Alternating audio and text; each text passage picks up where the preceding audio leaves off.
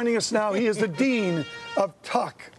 Just that phrase, Paul Danos joins us. Wonderful to have you here. Thank you. It's great to be here. I see T-shirts. Hi, Danny. They just say Tuck. Yes. Tuck is a thing. It's almost like, why has Tuck become so tucky, so branded around the world? I think it's the great personal scale here. People come here to the Upper Valley. They love each other. They come and they learn together. They go out into the world, and we have 9,000 alums from Tuck, and they are just a big team and a big network. They have nothing else to do, you see, that's why. Well, that's they have absolutely nothing else to do other than to do that. You've got that lilt from New Orleans in your voice. Yes. What was it like your first winter in New Hampshire coming from New Orleans? I had a stop in Michigan for 20 years, so I got used to it. You got used to it in Michigan. So you got used to the cold. Got used to but this place is one of the gems to live in. This is going to be a great place to live. We time our shows to big announcements, and today this idea of you extending to 5 terms.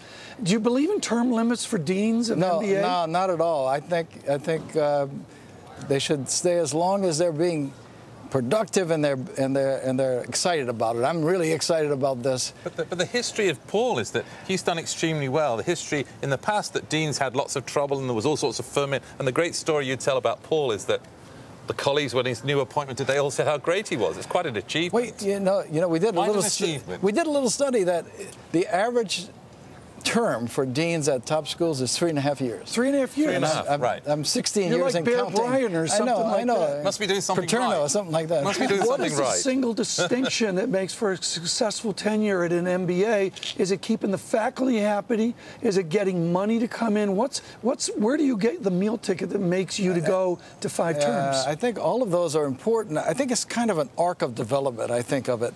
An arc of positive motions in a lot of different ways, and having initiatives for students, for faculty, etc. What kind of initiative? Sorry, what kind of initiative? Well, it's so successful. It'd be great to hear about them. Yeah, I think Tuck has adopted what I call a classic model of great faculty, teaching, great students, but really giving access to students. I think that's our basic. The number one is the access, the smaller class sizes. Absolutely, yeah. It's access to brilliant people like Too Danny much information right now. Bring it up here, folks, and I really want to push you on this, Paul. I'm not going to be nice about it. It's too big a day for you, and the weather's too perfect. Anyways, too much information. Here it is. It's the Gilded Age. It's one of the themes that's out there. Thank you, Jim Grant. And the idea here's profits, NEPA profits before tax. And the chart down here, folks, it looks like Dow 14,000. Corporations are having a heyday. Profits are great. Tuck alumni, I'm thinking, are doing pretty well. How does rest of America share in the success of premier MBA graduates? It's an interesting thing. Last year, Tuck, 110 years of history, the oldest MBA program. Last year was our best placement year ever. Last year? And this year's better. And so I think this is what's happened. The people that are prepared for global leadership in global corporations are willing to take that on are truly in demand all over the world, in Brazil, in Korea, in China, in India. I'm telling you, the people that can do it, maybe that accounts too for this kind of spreading out of incomes. You've got to be prepared to produce in this economy. Danny, jump in. Presumably the big potential growth areas are to move MBAs to other countries. I mean, in the UK, where I come from, in some sense, the really successful folks don't have MBAs. We talked to Simon Pierce yesterday, and Tom asked him about his views on the MBA, and what did he tell us? He said, I didn't even finish high school. Well, that very happens. successful European, but presumably that means the model. I want to justify the MBA right now. Bring up Roger Lowenstein's op-ed. Folks, Bloomberg Business Week this weekend, Lowenstein talking about Wall Street in support of a lot of the finance here. Wall Street not guilty. The claim that it is caused by financial fraud is debatable, but the weight of the evidence is strongly against it. Our Tuck graduates, do they want to go to Wall Street? Do they want to do deals? Do they want to do quantitative finance? Or does everybody want to run a baby food sprouts company? No, it's a balance. It's really a balance. So last year, I'd say about 20% of our graduates went to Wall Street. About 20%, 25% went to some kind of consulting, but 50% went to what everybody would call, hey, real corporations that do general management. So, so it's a myth that they all go to one industry. It's not true.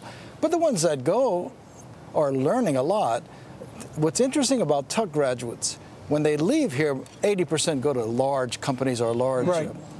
But 15 years later, 50% are running their own shops. So they wind up running their own shops at some point. It's kind of reverse entrepreneurship. You know? Are you teaching them enough economics?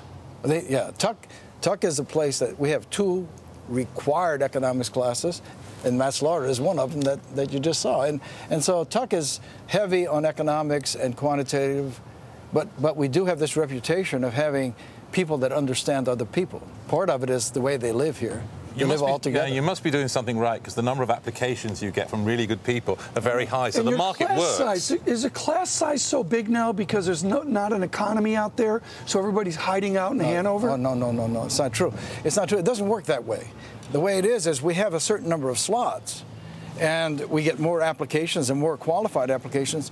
We just have to reject a lot of people, because you have so many qualified people nowadays that are looking for these handful of slots in these great schools.